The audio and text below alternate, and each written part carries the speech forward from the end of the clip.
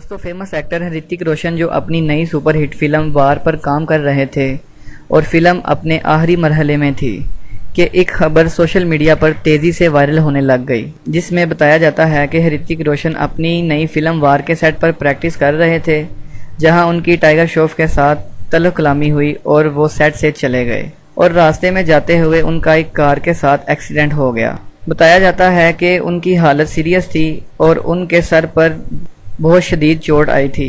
उनको मुंबई के हॉस्पिटल में ले जाया गया। डॉक्टर्स ने ऋतिक रोशन का सीटी स्कैन किया और रिपोर्ट से पता चला कि उनके सर में खून का एक लोथड़ा था, जिसकी वजह से ऋतिक रोशन की हालत गैर हो गई और वो कोमा में चले गए। डॉक्टर्स ने रिपोर्ट का मुआयना करने के बाद ऋतिक रोशन की फैमिली को सर्जरी का मशवरा दिया, जिससे उनके सर में खून का लोथड़ा खत्म किया जा सकता। डॉक्टर्स की भरपूर कोशिश के बाद सर्जरी कामयाब रही, लेकिन सर्जरी के 2 दिन बाद ही ऋतिक रोशन की हालत गैर हो गई। उनको ऑपरेशन थिएटर में मुंतकिल करने का कहा और उधर जाते ही वो दम तोड़ गए। क्या ऋतिक रोशन वाकई मर चुके हैं या जिंदा हैं?